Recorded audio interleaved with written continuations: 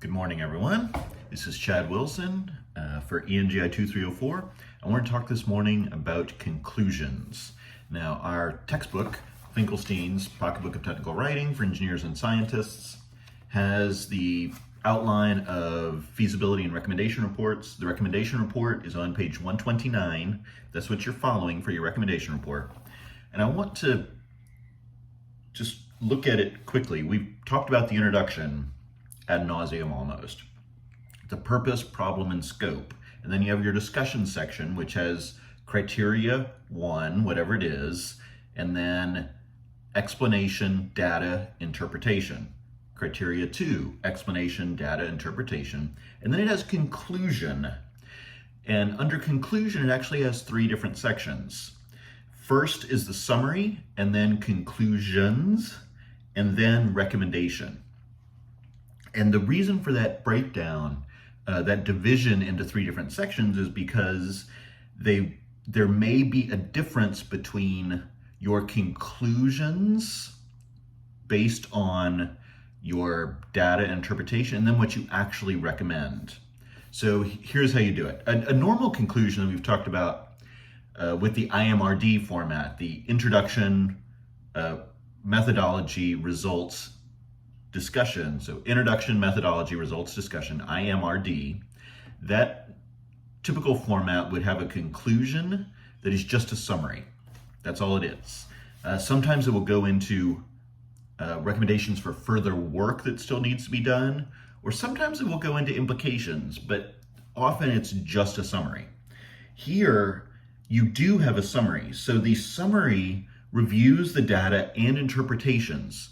So what that means is just 1 sentence or 2 per criteria, just to remind us of what the criteria were and which one was better based on those criteria. So you'd review those.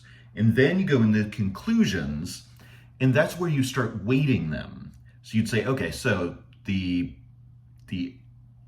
comparing A and B. The A option is better in terms of cost. However, we expect the price will go down within 5 years.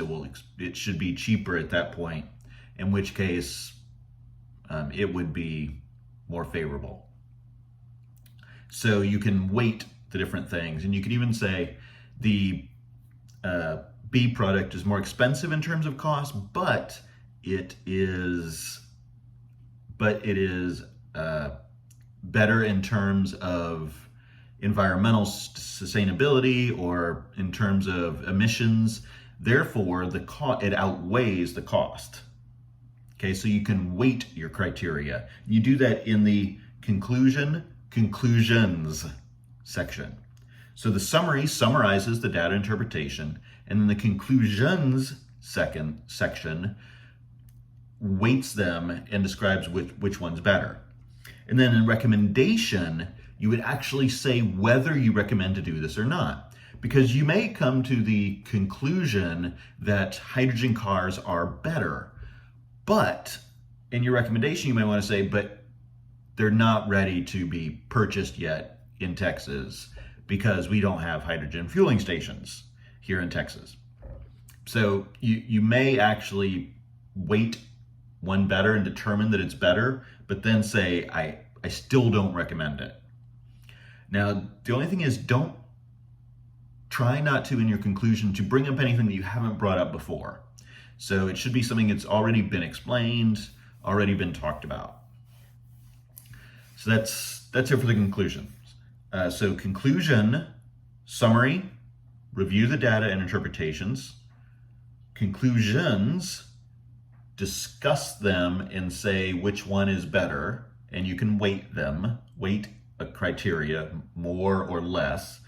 And then recommendation, actually say whether you would recommend it or not, because you may say one thing is better and then actually not recommend it. So that's it, conclusions. And I'm gonna post at least one more video next week about